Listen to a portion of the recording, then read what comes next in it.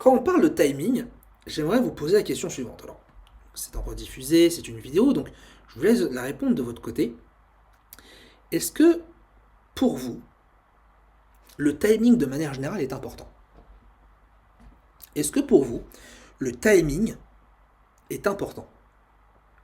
Prendre la position au meilleur endroit, est-ce que c'est vraiment si important que ça? Deuxième question, est-ce que pour vous, il y a une différence entre méthodologie et stratégie? Quelles sont les différences pour vous? Parce que pour moi, il y a une énorme différence entre méthode et stratégie. On utilise les deux au quotidien, mais il y a une différence fondamentale. Une méthode de trading, c'est ma définition, c'est un regroupement des différentes structures établies pour une bonne gestion. Les 4 piliers d'un trading gagnant, c'est pour créer une méthode. C'est une méthode qui accompagne les 4 piliers. Une stratégie, qu'est-ce que c'est? Une stratégie, c'est un trader, c'est un plan d'action coordonné pour pouvoir initier une position en bourse. Et c'est là où moi je fais clairement la différence entre méthode et stratégie. Pour moi, méthode, encore une fois, c'est le regroupement, c'est tout votre arsenal de traders. La stratégie, c'est comment vous allez rentrer sur le marché. Et j'ai envie de vous dire une chose, pour moi, c'est la méthode le plus important et la stratégie, c'est secondaire. Il y a une citation de Ed Seikota qui est un trader américain, qui disait décider quel risque accepter, quel marché opérer, quel niveau d'agressivité avoir sont plus importants que le bon timing. Ça veut dire qu'il estime selon lui que savoir tout ce qui se passe autour de votre trading, de votre marché, est plus important que juste de prendre une position à l'achat ou à la vente. Ou de cliquer sur la souris pour prendre la position. Et il a tout à fait raison. La question et la problématique qu'on se pose lorsqu'on veut avoir une stratégie qui est viable sur du long terme, c'est comment créer une stratégie de trading de manière équilibrée et qui fonctionne surtout dans le temps. Vous avez déjà tout dit tout à l'heure, dans une précédente vidéo, je vous ai dit, la manière équilibrée, c'est une stratégie modulable. C'est une méthode modulable. Quelque chose qui s'adapte en fonction des besoins du marché. Et des questions récurrentes qu'on peut se poser en tant que trader, c'est quel est le bon moment pour rentrer en position? Quel est dans ce cas-là le bon moment pour rentrer en position? Et pour savoir quel est le bon moment pour rentrer en position, qu'est-ce qu'il faut? Il faut créer une stratégie de trading. Quand j'ai envie de créer une stratégie de trading et quand j'ai créé ma stratégie de trading, je me suis posé les questions suivantes. Quel était déjà mon style de trading? Est-ce que je fais du scalping, du intraday, du swing trading? Moi personnellement, j'ai jamais été bon en scalping et c'est pas mon but d'en faire. J'ai toujours été bon dans l'intraday. Intraday, entre scalping et intraday, le scalping pur, c'est pas mon truc. Intraday, c'est pour moi ma façon de m'exprimer sur mon portefeuille. C'est pour moi ma méthode de trading qui fonctionne, mais encore une fois pour moi. Ça fonctionne pour moi. Ça fonctionnera peut-être pas pour vous. Peut-être que le scalping est fait pour vous. Peut-être que le swing trading est fait pour vous. Chacun a sa propre réaction. Pour moi, l'intraday, c'est le juste milieu entre tous les avantages et désavantages des deux styles de trading opposés, scalping et swing trading. Deuxième point, je me suis posé la question suivante. Quels sont les indicateurs qui peuvent m'aider? Oh là, attention, je mets là, oh là, on parle d'indicateurs techniques. Et je sais qu'il y a des experts comme ça qui sont sortis de nulle part, un petit peu comme des petits Pokémon qui sont sortis de la Terre et qui m'ont dit ouais, les indicateurs techniques, c'est retardé, c'est ceci, c'est cela, blablabla. Attention, attention, attention. Les indicateurs techniques, pour moi, sont essentiels pour pouvoir trader. Par contre, ça dépend de comment on va les utiliser. Si vous utilisez des indicateurs techniques pour trader et ne faire que ça, et ne regarder que les indicateurs techniques, quitte à en oublier finalement vos graphiques, c'est-à-dire les chandeliers, pour moi, clairement, les indicateurs techniques sont à mettre de côté. Par contre, si vous me dites, ouais, j'ai une stratégie, j'ai une méthode, mais je me sers effectivement d'indicateurs techniques pour m'aider à avoir des informations que le prix lui-même ne me donne pas. Exemple, je vais demander un exemple, mais qu'est-ce qu'il dit? Un exemple, les divergences. Les divergences, est-ce qu'on peut les voir sans indicateur technique? Est-ce qu'on peut voir une divergence RSI du coup sans RSI? Non. Est-ce qu'on peut voir une divergence en volume? C'est un indicateur, donc non. Est-ce qu'on peut voir une compression de la bande de Bollinger? Non. Ce sont des indicateurs qui sont quand même utiles pour le trader. Il faut savoir faire la part des choses. Et troisième point, quelles sont mes conditions pour initier un trade? Qu'est-ce que je dois valider sur mon graphique pour valider un trade? La stratégie, si les conditions sont trop compliquées, ça va être trop difficile. Trop brouillon, trop compliqué. C'est tout. Quand c'est trop brouillon, quand il y a trop d'outils, quand il y a trop de choses sur votre graphique, c'est beaucoup trop compliqué. Clairement, premier élément, avoir un graphique clair et lisible. J'en ai vu des graphiques, je peux vous dire, j'en ai vu, j'en corrige, puisque le vendredi, une fois par mois, on fait des lives ateliers sur de l'analyse technique, et je vais demander à tous mes étudiants de faire un tracé de zone. La dernière fois, c'était tracez-moi 10 zones sur le DAX d'une hauteur, et je vais tout corriger. J'ai corrigé quasiment plus de 50 graphiques, et je peux vous dire qu'il y avait des graphiques où on ne voyait pas beaucoup. Il y avait des graphiques où on voyait rien. Rien. Tellement il y avait de couleurs, d'objets, de graphiques, d'indicateurs, de... Comment vous pouvez vous en sortir si déjà sur vos graphiques, c'est pas clair et lisible? Ça, c'est compliqué, premier élément. Deuxième élément, c'est bête, mais plus c'est simple, mieux ça marche. On en revient à une facilité inconcertante.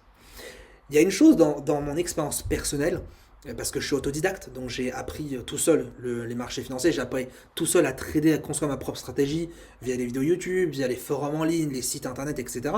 Et j'ai passé, sans vous mentir, 1 an et demi, 2 ans à chercher le Saint Graal, à chercher l'indicateur qui va me faire gagner 100% de mes positions.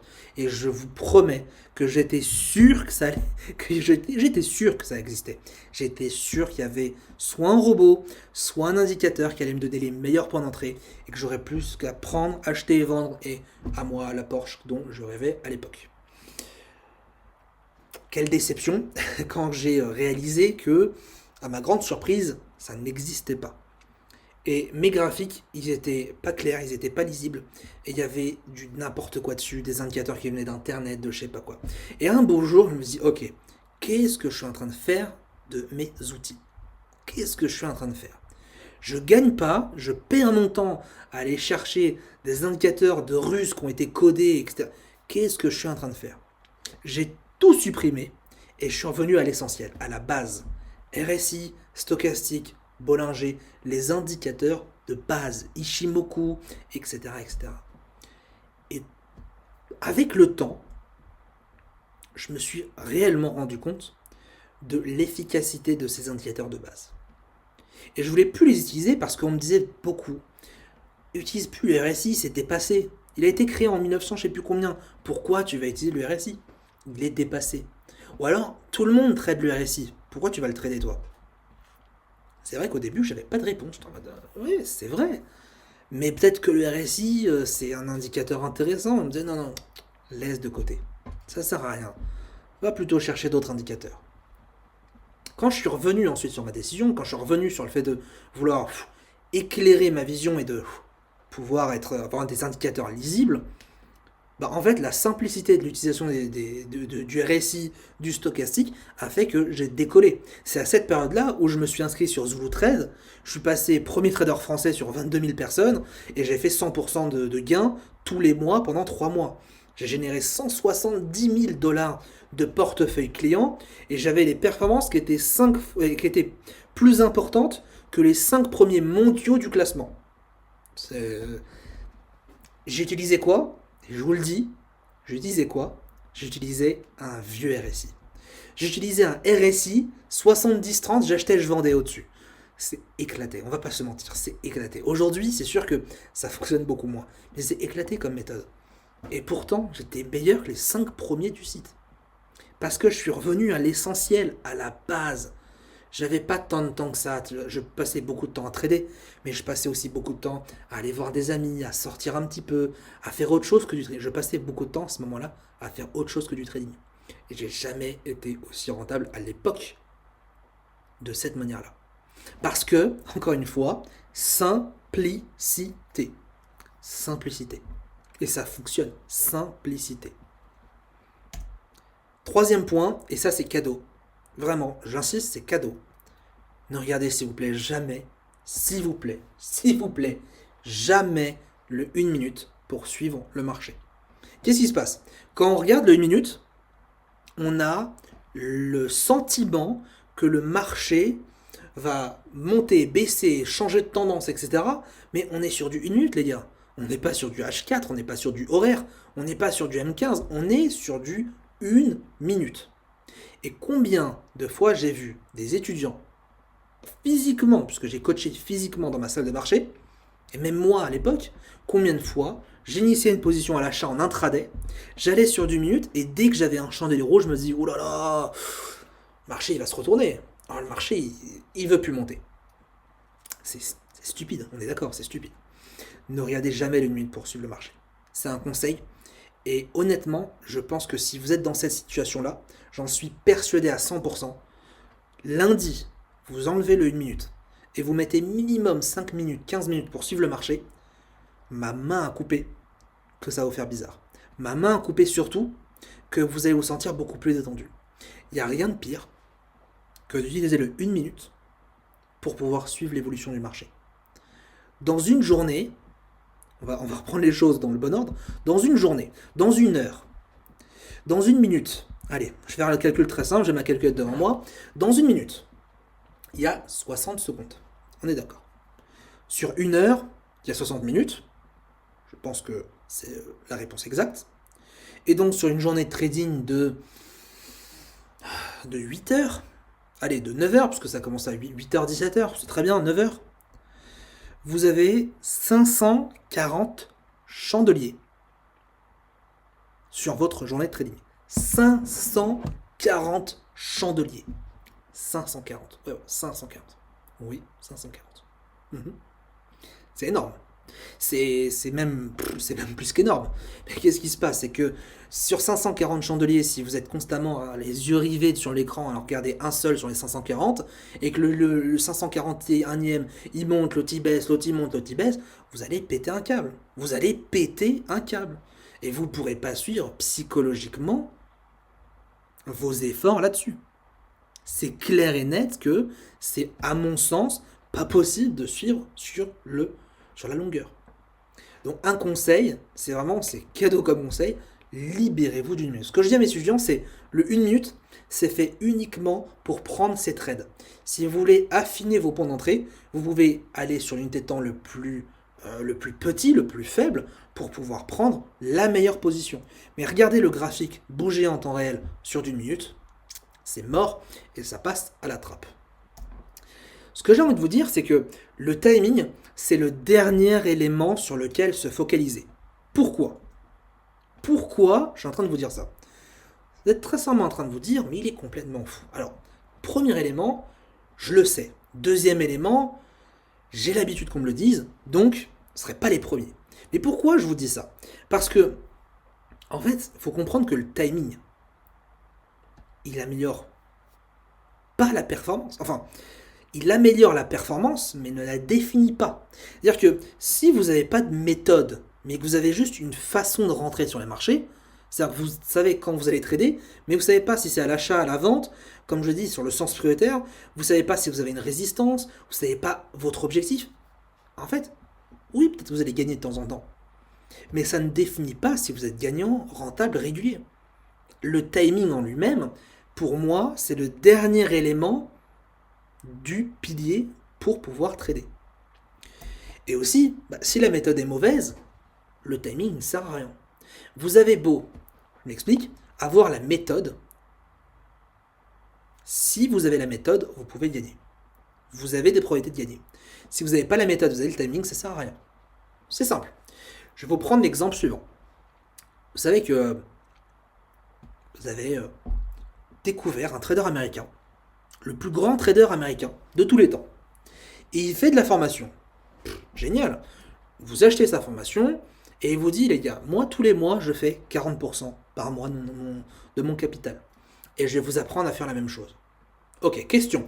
Quelle est la probabilité que vous fassiez, quelle est la probabilité que vous faisiez la même chose? Impossible à répondre. Est-ce que vous êtes assuré de trader comme lui, d'avoir les mêmes performances? Non. Pourquoi? Pourtant, on pourrait se dire, il a le même timing, il a la stratégie. Pourquoi moi je ne peux pas gagner comme lui? Le fait est, c'est qu'il a la méthode. Il a la méthode. Il incarne lui-même la méthode. Sa méthode lui permet d'avoir un bon timing sur les marchés qui lui permet de gagner son argent, son profit. Mais si on prend le chemin inverse, si il a un bon timing, mais qui ne sait pas que, par exemple, dans 10 minutes, il y a la Fed, et qu'en plus de ça, la tendance prioritaire, c'était pas l'achat, comment voulez-vous qu'il s'en sorte? Vous voyez un petit peu l'exemple? Comment peut-on s'en sortir si on focalise uniquement sur le timing? Et ça, moi, personnellement, encore une fois, si je vous fais ces vidéos-là, c'est pour vous partager mes échecs.